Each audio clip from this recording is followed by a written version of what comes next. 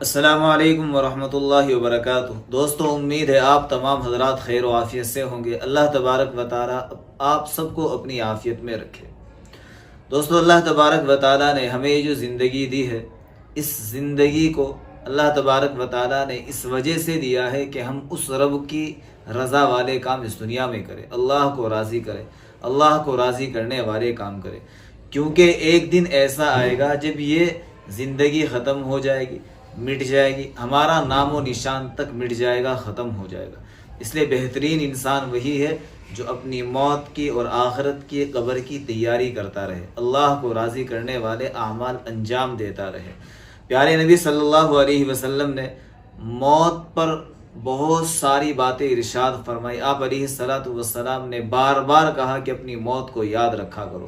اپنی موت کو سامنے رکھ کر زندگی گزارا کرو، اور مقصد یہی تھا تاکہ انسان دنیا اور دنیا کی رنگینیوں میں پھنس کر نہ رہ جائے اور اللہ کو ناراض نہ کر دے، اور ناراض کر کے کہیں دنیا سے نہ چلا جائے، کیونکہ پیارے آقا صلی اللہ علیہ وسلم جانتے تھے کہ آخرت کا وبال، آخرت کا عذاب، آخرت کی ہولناکیاں وہ کس قدر سخت ہے، وہ انسان کے برداشت سے باہر کی چیزیں ہیں۔ اس لیے حضور صلی اللہ علیہ وسلم نے بار بار سمجھایا، بار بار ہمیں بتایا کہ آخرت کی تیاری کرو، اللہ کو راضی کرو، ایسے کام کرو جن سے اللہ بھی راضی ہو جائے اور پیارے آقا محمد صلی اللہ علیہ وسلم بھی راضی ہو جائے۔ دوستو، انسان کی زندگی کا کوئی بھروسہ نہیں، کب موت کی دستک آئے، کب موت کا فرشتہ آئے اور کب ہمیں لے کر چلا جائے، کچھ نہیں پتا۔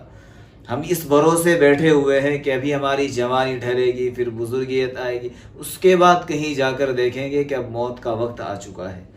یہ بہت بڑا دھوکہ ہے، نفس اور شیطان کا یہ ہم پہ سب سے بڑا حملہ ہے اور سب سے بڑا دھوکہ ہے کہ وہ ہمیں یہ تسلیہ دیتا رہتا ہے کہ ابھی موت آنے میں بہت وقت بچا ہوا ہے، جبکہ ہم روزانہ دیکھتے ہیں کہ کتنے ہی نوجوانوں کے جنازے کندھوں پر اٹھتے ہیں اور منو مٹی کے نیچے لے جا کر ان نوجوانوں کو ڈال دیا جاتا ہے۔ اللہ سب کی مغفرت فرمائے۔ دوستو، آپ حضرات نے بھی سنا ہوگا کہ پاکستان کے ایک مشہور موٹیویشنل اسپیکر ہاشم رضا، جن کی ابھی حال میں ڈیتھ ہو چکی ہے، اللہ سے دعا کرتے ہیں کہ اللہ پاک ان کی مغفرت فرمائے، ان کے متعلقین کو، لواحقین کو، گھر والوں کو صبر جمیل عطا فرمائے، ہمت عطا فرمائے، اور ان کے غم کے اندر جتنے بھی لوگ شامل ہو رہے ہیں، اللہ تعالیٰ سب کو ہمت عطا فرمائے۔ دوستو، یہ پاکستان کے موٹیویشنل اسپیکر تھے۔ یہ ان کی پہلے کی تصویر ہے اور یہ ان کی بعد کی تصویر ہے۔ آپ دونوں میں فرق دیکھ سکتے ہیں کہ یہ کتنا خوبصورت نوجوان ہے اور کیسا طاقتور نوجوان، کیسے ماشاءاللہ یہ نظر آ رہا ہے، اور اس کے بعد والی ان کی یہ تصویر دیکھیے کہ جن میں ان کی ایسی حالت ہو چکی ہے کہ پہچاننا بھی مشکل ہو گیا ہے۔ 1 سال یہ کینسر جیسے موذی اور مہلک مرض کے اندر مبتلا رہے، اور 1 سال اس مرض کے اندر مبتلا ہونے کے بعد یہ اس دار فانی سے رخصت کر کے دار بقا کی طرف چلے گئے۔ کیا ہمیں اس سے کیا سیکھنے کو ملتا ہے؟ ابھی ان کا انتقال ہوا اور ان کا آپ انٹرویو سننا، انہوں نے جو انٹرویو میں جو باتیں کہی ہے اس سے بڑا کچھ سیکھنے کو ملتا ہے اور ایک ہمت بھی ملتی ہے۔ اور میں یہاں آپ حضرات سے یہ کہوں گا کہ انٹرویو بھی ان کا سنیں، اور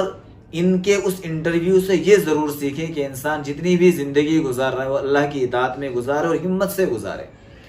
اور اکڑ کر نہ چلے، فخر نہ کرے، تکبر نہ کرے، مال اور اس دنیا کی جو چیزیں ہیں ان کے نشے میں آ کر اپنی آخرت کو نہ بھولے۔ ابھی میرے ساتھ ہی یہ حال میں واقعہ ہوا ہے، میرے ساتھ بھی ایک حادثہ پیش آیا ہے۔ والد محترم 2 یا 3 مہینے کے اندر اسی بیماری کے اندر اچھے خاصے تندرست تھے، صحت مند تھے، اللہ نے اچھی تندرستی دی تھی، اور کچھ بھی ان کا ذرہ برابر بھی یہ یقین نہیں تھا کہ ان کو کسی ایسی بیماری نے پکڑ لیا، اور یہ چند دن کے ہی مہمان ہیں۔ لیکن بہرحال کیا کر سکتے ہیں، اللہ کی طرف سے جو فیصلہ ہو چکا اسے کوئی نہیں ٹال سکتا۔ والد محترم بھی اسی مرض کے اندر دنیا سے رخصت ہو گئے، اور یہ اتنا خوبصورت نوجوان، ایسا طاقتور نوجوان، لوگوں کو موٹیویٹ کرنے والا نوجوان، لوگوں کو ہمت دینے والا نوجوان، اور اچانک ایسے دنیا سے رخصت ہو گیا۔ یہ بھی بیچارہ کبھی یہی سوچ رہا ہوگا کہ ابھی بہت زندگی بچی ہوئی ہے، بہت ابھی زندگی باقی ہے، لیکن اس کو یہ نہیں پتا تھا کہ ابھی بس 1 ہی سال باقی ہے۔ اللہ تبارک و تعالی ہم سب کی عمر میں برکت عطا فرمائے، کبھی کسی کے ساتھ ایسا نہ ہو، اور اس بھائی کے اس کے گھر والوں کے غم میں ہم برابر کے شریک ہیں۔ ہم اللہ سے دعا کرتے ہیں کہ اللہ تبارک و تعالی اس بھائی کو بھی، والد محترم کو بھی جنت الفردوس میں اعلیٰ مقام عطا فرمائے، اور قبر کی تمام سختیوں سے حفاظت فرمائے، قبر کے تمام معاملات اس بھائی پر اور بھی جتنے بھی لوگ دنیا سے رخصت ہو رہے ہیں سب پر آسان فرمائے۔